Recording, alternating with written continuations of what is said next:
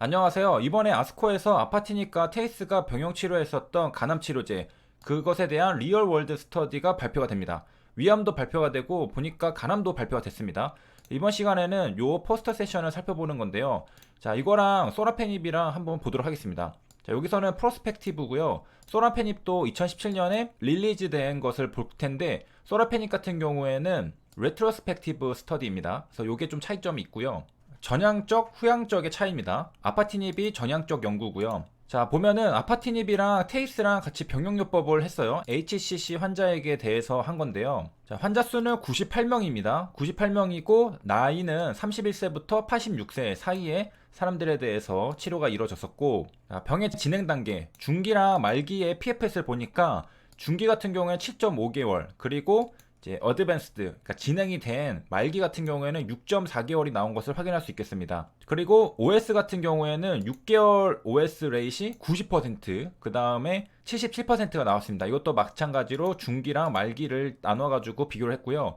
요 데이터만 보면은 사실은 비교를 할 수가 없죠. 그래서 제가 소라페닙의 논문을 가져왔는데요. 자, 소라페닙도 마찬가지로 테이스랑 같이 병용을 한 겁니다. 자, 정확하게는 테이스랑 소라페닙 vs 테이스입니다. 그러니까 테이스 혼자인 거랑 소라페닙 테이스 병용을 비교를 해본 건데요. 자, 여기에서 OS랑 뭐 PFS 이런 것들이 어떻게 나왔는지를 보면은 우리가 직접 비교는 힘들지만은 간접 비교는 할 수가 있겠습니다. 그래서 여기 리절트를 보면은 1091명의 환자들에 대해서 리뷰가 이루어졌습니다. 이거 레트로스펙티브 스터디고요. 973명이 메타 어널리시스에 이제 포함이 되어 있고, 자, 여기서 이제 OS를 보러 가니까 역시 6개월 OS입니다. 이제 간암 같은 경우에는 6개월 OS들을 많이 보여주는데, 이게 이제 상당한 증가를 가져왔다라고 했는데, OS 수치가 아니라 OR이 나왔습니다. 3.47로 나와 있는데요. 자, 요게 뭔지를 일단 확인하고 가겠습니다. 여기 보면은 1년짜리 OS도 있는데, OR이 3.10 이렇게 나와 있습니다. 자, 이걸 보면은 비율로 나타내줬죠.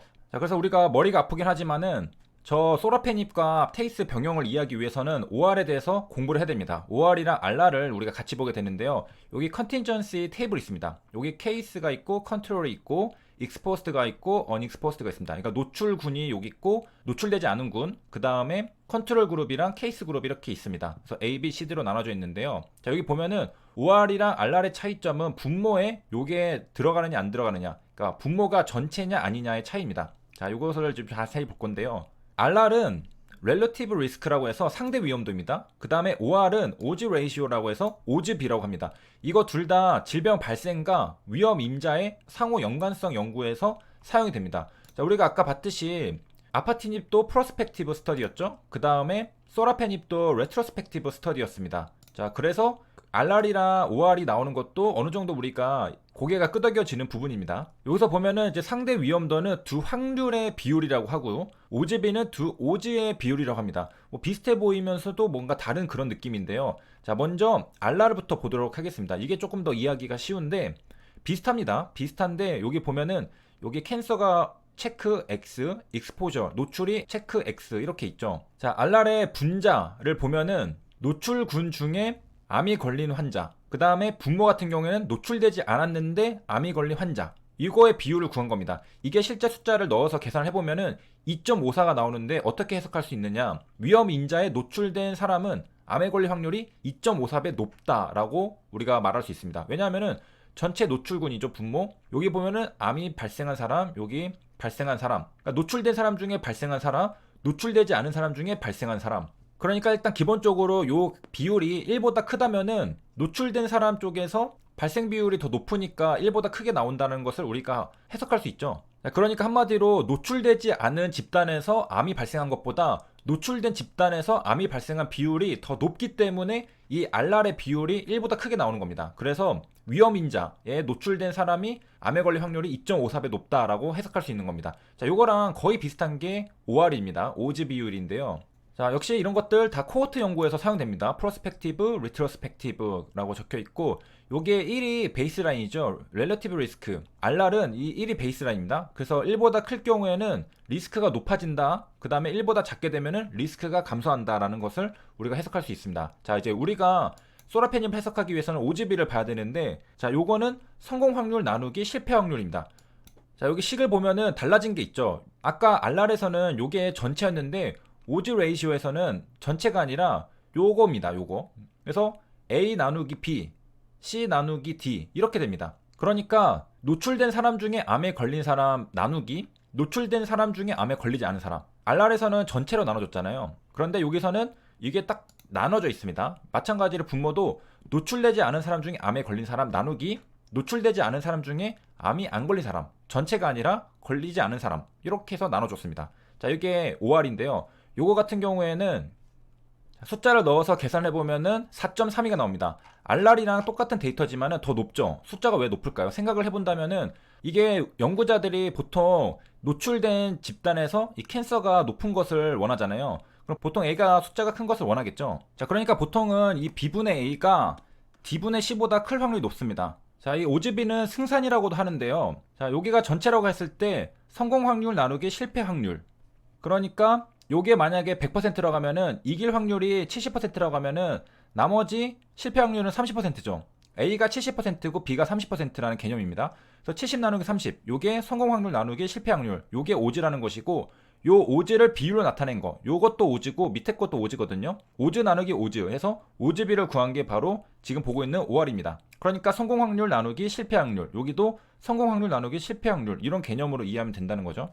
자, 그래서 오즈비 같은 경우에는 후향적 연구, 레트로스펙티브 연구에서 주로 사용된다고 하는데 우리가 봤던 소라페닉 같은 경우에는 이게 레트로스펙티브 스터디라 적혀 있잖아요. 그러니까 OR이 나온 것을 확인할 수 있겠습니다. 그러니까 레트로스펙티브 스터디에서 승산비, 오즈비, OR을 사용한다. 자, 그러면 왜 OR이 승산비냐? 도박이나 뭐 베팅, 그리고 질병의 발병 확률 이런 것들 계산할 때 예를 들어 경마에서 이길 확률이 75%면은 아까 봤듯이 오즈는 성공 확률 나누기 실패 확률이었잖아요. 그러면은 75 나누기 25가 됩니다. 그러면은 어떻게 나오냐? 3이 나오죠. 그래서 3대 1. 4게임 중에서 3게임은 이기고 1게임은 진다고 볼 수 있겠습니다. 그래서 오즈 레이시오가 3이 나왔으면은 내 승산 B가 3이다. 내가 4게임 하면은 3게임은 이기고 1게임은 진다 라는 뜻입니다. 내가 질 확률보다 성공 확률이 3배 높다 이렇게 생각할 수 있는 거죠. 자, 그래서 우리가 성공 확률 나누기 실패 확률이기 때문에 오즈라는 것은 P가 성공 확률이라면은 1-P는 실패 확률이죠.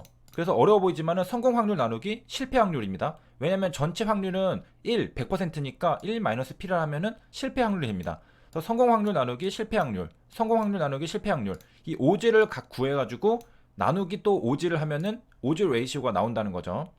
자, 좀 먼 길을 돌아왔는데 그렇게 해서 구해진 소라페닙의 결과가 소라페닙의 6개월 OS 결과가 오즈 레이시오 OR 3.47이었습니다. 그러니까 OS가 3.47배라고 생각하면 되죠. 아까는 암 발병률이었으니까 OR이 높으면 안 좋지만은 OS 같은 경우에는 OR이 높으면 좋죠.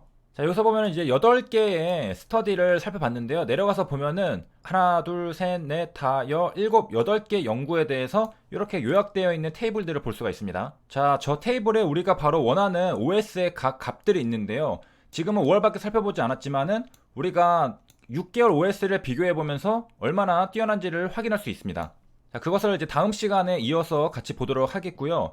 아파티닙 테이스 병용 같은 경우에는 6개월 OS가 90%, 77% 이렇게 나왔습니다. 자, 이거랑 소라페닉과 테이스 병용 OS랑 비교를 해보면은 우리가 감을 잡을 수가 있겠죠. 자, 그거는 다음 시간에 이어서 하도록 하겠습니다. 자, 그래서 이제 OR 공부하느라 고생하셨고 이런 것들은 이럴 때 한번 공부를 해놔야지 제가 다음에 다룰 때는 설명을 안 하고 OR, DCR, HR 간단하게 언급만 하고 넘어가거든요. 그렇기 때문에 이때 공부를 안 해놓으면은 다음번에는 전부 다 알 수가 없습니다. 자, 그래서 이제 고생하셨다는 말씀을 드리고 자, 다음 영상은 재밌겠죠. 소라페닙 테이스랑 아파티닙 테이스를 OS를 비교해 보도록 하겠습니다. 여기까지 시청해 주셔서 감사합니다.